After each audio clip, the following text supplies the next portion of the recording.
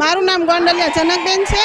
અમે આજે જે બોટાદ જિલ્લા અને ગઢડા તાલુકાના તમામ આશા ફેસિલિટર બહેનો અને આશા બહેનો જે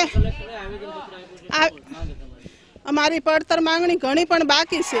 જે પહેલા 50% જૂનો વધારો અમને જાહેર કર્યો પણ અત્યારે 11-12 માસથી એ પણ ચૂકવવામાં આવ્યો નથી। જે 2500નો વધારો આપ્યો હતો એ પણ કેટલા મહિનાથી ચૂકવાનો નથી અને રેગ્યુલર કોઈ પગાર થતો નથી અને છેવાડાના વિસ્તાર સુધી જે કામ તે આશા બેનું કરે છે। જે વાડી વિસ્તારનું હોય કે માતા મરણ બાળ મરણ માટે જે લોકો કામ કરી રહ્યા છે અત્યારે ચોમાસાની ઋતુ હોવાથી ઝાડા ઉલટી જેવા મચ્છરજન્ય રોગ અથવા પાણીજન્ય રોગ હોય એમાં તો આશા બેનું સર્વે કરે છે તો એ લોકોને કાંઈ વેતન મળતું નથી ટાઈમસર અને એ લોકો આના ઉપર રોજ હકવતા હોય એમ તો એ લોકોને કેટલી તકલીફ પડે। એ નો આ કામ કરીએ કે આનું કાંઈ મળે નહીં, બીજા કામ એ જઈએ કે નહીં તો એ નાના માણસો જો આ કામ જે અમને પગાર વધારો નહીં મળે આ જુલાઈ મહિનાના અંત સુધીમાં નવો પગાર વધારો જ્યાં ચૂંટણી હતી તો અમારું કાંઈ થયું નથી।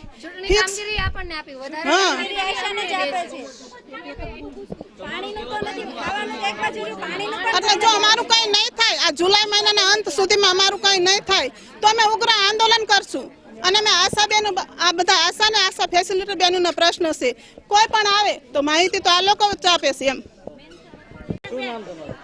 મારું નામ ઠાકર પ્રજ્ઞાબેન અમિત કુમાર।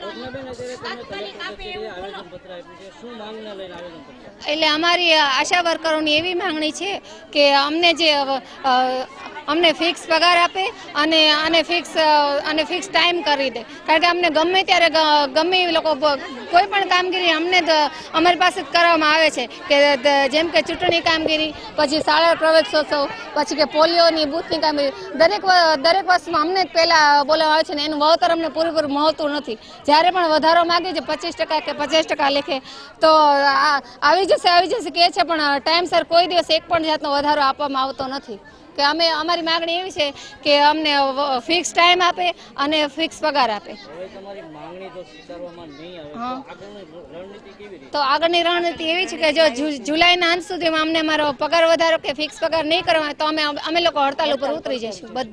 બધી જ આશા બહેનો ને આશા ફેસિલિટર બધા અને બોટાદ જિલ્લાના બધા જ અને કોઈ પણ એક પણ વધારાની કામગીરી અમે નહીં કરીએ। હવે એનું જો વળતર ચૂકવવામાં આવશે તો જ કરશું, નહીં તો નહીં કરીએ। અને જે અમને યુનિફોર્મ આપવામાં આવ્યા છે એ પણ સિલ્કના છે તો જે ગામડા અમે લોકો પ્રોપર બધા ગામડામાંથી આવે છે તો કેમ કે સિલ્કની સાડી કોઈને ગામડામાં ફાવતી નથી એટલે અમને કોટનની સાડી આપવા વિનંતી।